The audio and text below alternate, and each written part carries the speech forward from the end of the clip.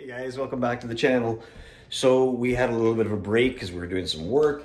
We are going to finish doing our ice fishing table. Now, we had a company that sent us, it's called CEC CORP, and they sent us a deep pour, they call it. So it's a 2-to-1 ratio. This being the resin and this being the hardener would be, more resin and then less hardener, I guess they're saying. So it says 2-to-1 on both bottles. I will look up the information again, but I'm pretty sure what we're gonna do is we're gonna use it all anyway. So we're gonna see how much is in this bottle. It doesn't say how much is in the bottle.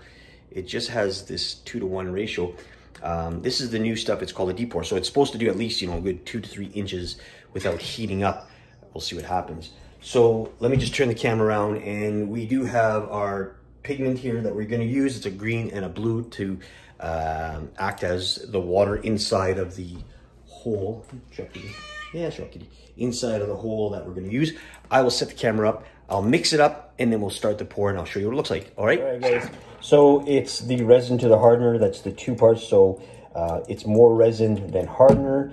We got a clean measuring cup. We went ahead and shook it.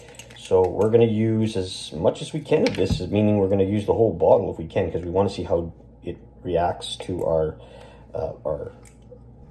pour. We're used to using the other resin, which is basically a 1-to-1 ratio. So this one, we'll get it right to the bottom. This one's a little bit more liquidy, but I guess that's the resin the way it is. You want to get as much resin out of here as you can. All right. So this is in, I'm assuming this is in milliliters or millimeters. And it says we have 100, hold on, I can't see that. It's 100 millimeters of resin.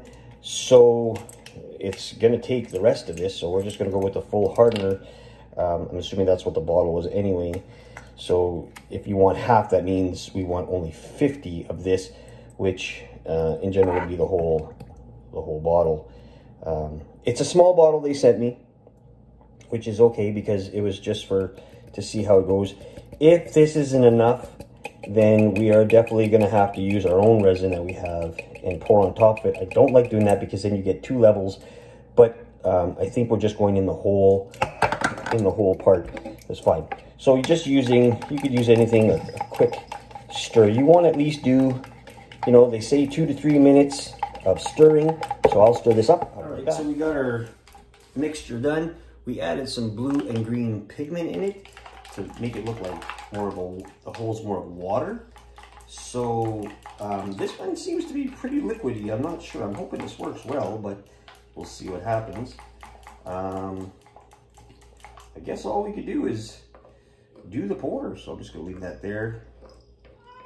Yes, and the cat is here too. So yeah, you go away. Nope. So we'll start off by just pouring it in and see what we can get. Like I said, this is supposed to be a deep pour. And I don't think, again, we're going to have as much as we want. Because it would have been nicer if we had a lot more. But this is what we got from the company to try out. But I think that's going to look pretty sweet. Just as now, I can imagine if this had a lot more, we'd be in better shape. And then we can get, it would have a lot better flow to it. Because we wanted to get it pretty much the height of the hole of the fish. I guess we'll do what we can. And then we'll see what happens. So basically now it's to let it set and dry and see how it reacts. I mean, we're close to the door, so if worse comes to worse and we see some smoke coming, we'll toss it outside, which it shouldn't. It's just that this stuff heats up pretty good, and you want to be careful when you're using this kind of stuff because it's still epoxy. It still has some sort of heat resistant to it. You get out of here.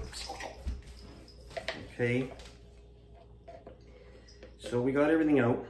Now what we'll do is we'll just let it dry and see what happens. We'll let it cure, and then we'll go from there.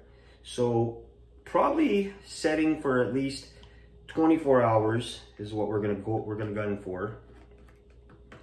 And you know, we know that our table, it should be level, and we know that it's underneath is solid because of the last pour of epoxy that we put in there. We may have, like I said, we may just end up putting a little bit more. I know I want to put more epoxy on top of here, because what will happen there is we'll have this all filled in, all these little grooves filled in, so when you put something on it, it'll look pretty cool. So yeah, 24 hours at least for this to dry. Hopefully it dries, I'm not sure. I've never used this stuff before. I know that my other stuff works, but this looks pretty good. So when it dries, I'll get back to you and I'll show you the rest. All right, stay tuned.